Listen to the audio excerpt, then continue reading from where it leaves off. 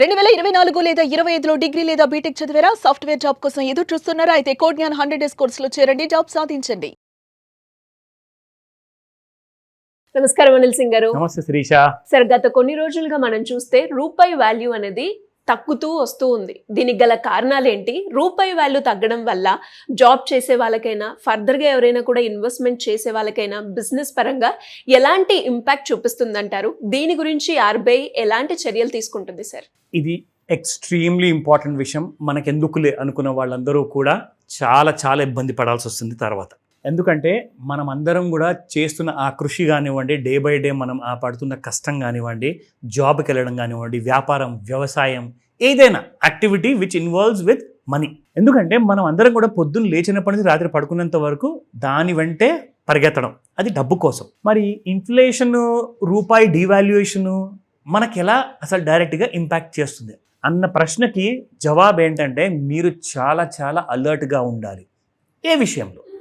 So ముఖ్యంగా వచ్చేస్తే మీరు ఒక రూపాయి సంపాదిస్తున్నారండి. ఆ రూపాయిని మీరు ఎక్కడ పార్క్ చేస్తున్నారు?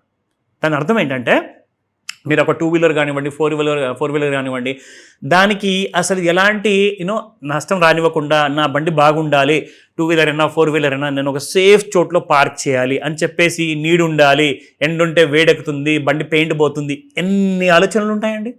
సో అన్ని ఆలోచనలు మీరు పెట్టిన డబ్బుకి మీరు ఆ విలువని ఏదైతే ఇస్తున్నారో అలాగే మీరు డైరెక్ట్గా ఉన్న డబ్బుని మీరు విలువ ఇవ్వట్లేదు. మరి అది ఎలా ఇవ్వాలి అంటే మీరు మీ బండ్లని ఎలాగైతే పార్క్ చేస్తున్నారో సేఫ్ సైడ్లో, అలాగే మీ డబ్బుని కూడా పార్క్ చేయాలి. దాన్ని ఇన్వెస్ట్మెంట్ అంటారు.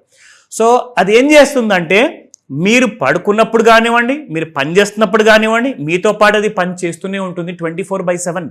మీరు 8 గంటలు, 12 గంటలు, 15 గంటలు జాబ్ చేస్తారు, కానీ అది మాత్రం మీరు పెట్టుబడి రకంలో మీరు పెడితే మీకోసం అది 24 గంటలు పని చేస్తుంటుంది అన్నమాట. సో మీరు దానికి పని అప్పచెప్పకుండా అది వచ్చిన డబ్బుని క్యాష్ రూపంలో బ్యాంకులో, ఎఫ్డీలో దాచుకుంటే మీరు ఎప్పుడు పని చేస్తూనే ఉంటారు, మీ డబ్బు మాత్రం డీవాల్యూ అవుతుంది. ఫస్ట్ ఆఫ్ ఆల్ ఇది మనకు కావాల్సిన విషయం. ఇక రెండో విషయం చెప్తా. ఇంకా డబ్బు డీవాల్యూ కాబోతుంది అంటే మీ దగ్గర ఉన్న ₹1,00,000 కానివ్వండి, ₹1 కానివ్వండి, దాని విలువ ఇంకా దిగబోతుంది. అది ఎలా చెప్తా. సో ఫస్ట్ అండ్ ఫార్మోస్ట్ ఏంటంటే ఇది చాలా ట్రెండింగ్ న్యూస్ అండి. అందరూ కూడా దీంతో ఎఫెక్ట్ అవుతున్నారు కాబట్టి ఇది మన అందరి కోసం చేస్తున్నాం. So the Indian rupees falling against the dollar due to a combination of trade deficits, capital outflows and uncertainties surrounding the India US trade deal. First ఈ 3 మీరు అర్థం చేసుకుంటే మీకు రామాయణం మొత్తం చెప్పాల్సిన అవసరం లేదనమాట. ఓకేనా? బట్ మిగతా హెడ్లైన్స్ మీకు ఇస్తాను, అది కూడా మీకు ఈజీగా అర్థమవుతుంది. ఫస్ట్ అండ్ ఫార్మోస్ట్ పాయింట్ ఏంటంటే కాంబినేషన్ ఆఫ్ ట్రేడ్ డెఫిసిట్స్ అంటే ఏంటి?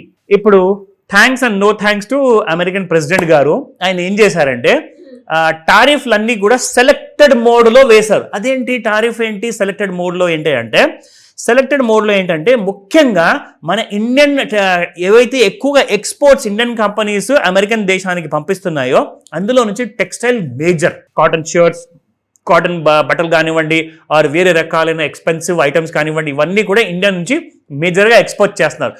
ఈ పెద్ద మనిషి ఏం చేశారంటే అమెరికా రాష్ట్రపతి గారు మన ఇండియా నుంచి ఏదైతే ఎక్స్పోర్ట్ అవుతుందో దాని మీద 50% ట్యాక్స్ విధించారు. అంటే ₹100 వస్తువు ఇప్పుడు మీరు కొనాలి అనుకుంటే ట్యాక్స్ ₹50 ఎక్స్ట్రా కట్టాలి. అంటే మీరు ₹150 ఎక్స్ట్రా పెట్టాలి. 50% డైరెక్ట్గా ఎఫెక్ట్. ఇక రెండో విషయం, ఇరాన్తో ఫ్రెండ్షిప్ ఎవరైతే పెట్టుకున్నారో, ఇరాన్తో ఎవరైతే బిజినెస్ చేస్తున్నారో వాళ్ళకి అడిషనల్గా 25%. అంటే మనం 75% మన వస్తువులు అక్కడికి వెళ్తున్నాయి కదా, ₹100 వస్తువుకి మీరు ₹75 ఎక్స్ట్రా పే చేస్తేనే అమెరికన్స్ అప్పటిదాకా కొనుక్కోలేరు మన వస్తువుని. సో దీనివల్ల ఏమైందంటే మన ఎక్స్పోర్ట్ బిల్ ఏదైతే ఉందో, అంటే కొన్ని వందల వేల లక్షల కోట్ల ఎక్స్పోర్ట్ జరిగేది ఇప్పుడు 100 కోట్లు కూడా జరగట్లా సరిగ్గా. ఎందుకంటే అక్కడి జనాలందరూ ఇండియన్ గూడ్స్ని కొనడం మానేస్తున్నారు.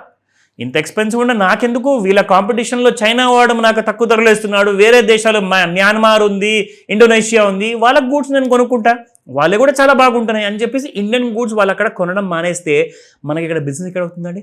సో దానివల్ల ఏమవుతుందంటే మన ఎక్స్పోర్ట్స్ పెరగకుండా ఇంపోర్ట్సే పెరుగుతున్నాయి. అదేంటి, దీనికేంటి కనెక్షన్ అంటారా? మనం ఎంత ఎక్కువగా మనం ఎక్స్పోర్ట్ చేయగలిగితే డాలర్ అనేది డాలర్ రూపంలో మన ఇండియన్ కంపెనీస్కి లాభం రూపంలో వస్తుందన్నమాట.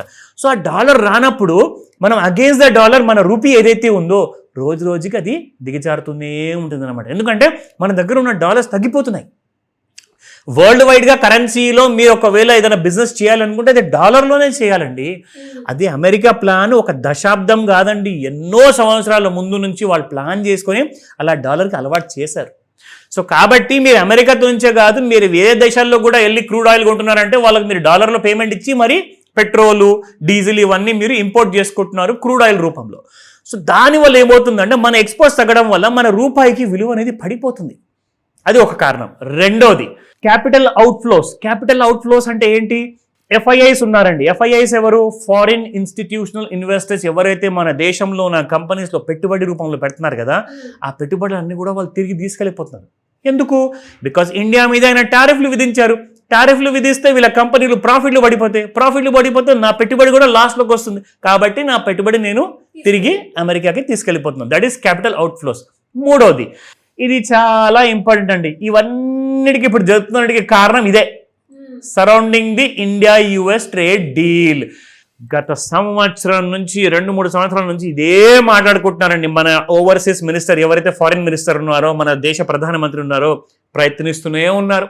ఒక మంచి యుఎస్ ట్రేడ్ డీల్ జరగాలి, ఇండియా పైన ఉన్న అడిషనల్ టారిఫ్లన్నీ కూడా తొలగాలి అని చెప్పే ప్రయత్నం చేస్తూనే ఉన్నారు, కానీ అది మాత్రం ఫలించట్లేదు. దానివల్ల ఇంకా రూపాయి విలువ పడిపోతుంది. సో గుర్తుంచుకోండి, ముందెళ్ళి మన జీతాలు కూడా తగ్గుతాయి. ఎందుకంటే కంపెనీ ప్రాఫిట్స్ తగ్గినప్పుడు మీ జీతాల మీద మీకు ఎఫెక్ట్ అవుతుంది కదా. సో ఎఫెక్ట్ అక్కడ ఫస్ట్ మీకు అక్కడ స్టార్ట్ అవుతుంది. రెండోది, మీరు సంపాదించిన ఆ రూపాయి విలువ కూడా దిగిపోతుంది. సో కాబట్టి మీరు మీ ఫ్యూచర్ని సెక్యూర్ చేసుకోవాలి. ఈ రోజు నడుస్తున్న ఫ్యాక్టరీ బిజినెస్లు ఇంకొక 10 ఏళ్ల తర్వాత నడుస్తాయా లేదా అన్న గ్యారంటీ లేదు. ఉన్న జాబ్ కాస్త ఉంటుందా ఊడుతుందా అన్న గ్యారంటీ లేదు.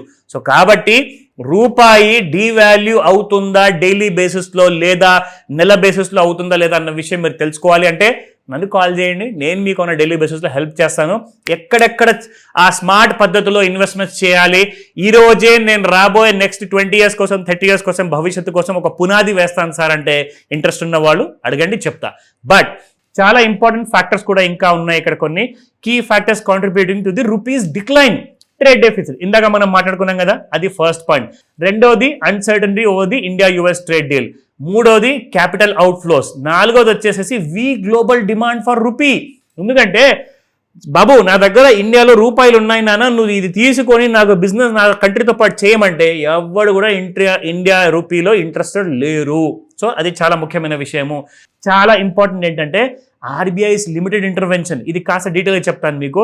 The Reserve Bank of India has been cautious in its interventions to stabilise the rupee, prioritising economic growth over aggressive currency defence. This has allowed the rupee to continue its downtrend. దానికి అర్థం ఏంటి? Reserve Bank of ఇండియాకి కొన్ని rules ఉంటాయండి, కొన్ని policies ఉంటాయి. ఆ policy దాటి హెల్ప్ చేయలేదన్నమాట. అంటే నేను నా ఫ్రేమ్ చేసిన పాలసీ లోపలే ఉంటూ నేను రూపాయిని కాపాడుకోవడానికి నేను ట్రై చేస్తాను. ఒకవేళ అది ఇంకా పడిపోతుంది అనుకోండి, నేను ఆ పాలసీని దాటి నేను వెళ్ళలేను. దానికి లిమిటేషన్స్ ఉన్నాయి. సో దయచేసి ఆర్బీఐని మీరు బ్లేమ్ చేయకూడదు. ఎందుకంటే నోట్లు ప్రింట్ చేసేది ఆర్బీఐ అంటే నేను కాదు, ఆర్బీఐ ఉంది. సో ఆర్బీఐ ప్రింట్ చేస్తున్నప్పుడు అందరూ ఏమంటారంటే మన రిజర్వ్ బ్యాంక్ ఆఫ్ ఇండియానే వేస్ట్ అంటారు. అలా అనుకోకండి దయచేసి. దాన్ని కూడా కొన్ని రూల్స్ ఫాలో అవ్వాల్సి ఉంటుంది. కాబట్టి సో మిమ్మల్ని ఎవరైనా బ్లేమ్ చేసే ముందే మిమ్మల్ని మీరే బ్లేమ్ చేసుకోండి. ఒకవేళ మీరు ఫ్యూచర్ గురించి ప్లానింగ్ చేసుకోకపోతే మీరు ఇంకా ఎవరిని బ్లేమ్ చేయకూడదు. సో ఇన్ఫ్లేషన్ ఇంకా పెరగబోతుంది. అవన్నిటిని కూడా మీరు ఫోకస్లో పెట్టుకొని ముందుకొస్తే మీరు సేఫ్గా ఉంటారు, మీ పిల్లలు సేఫ్గా ఉంటారు. ఆలోచించుకోండి. Great information sir. మీరు అన్నట్టుగానే ప్రతి ఒక్కరు కూడా అలర్ట్ అవ్వాల్సిన విషయం అండ్ ముందు జాగ్రత్తలు తీసుకోవాల్సిన సిచ్యువేషన్ ఇది మనందరికీ కూడా. Anyways great knowledge. Thank you so much. Welcome Sirisha.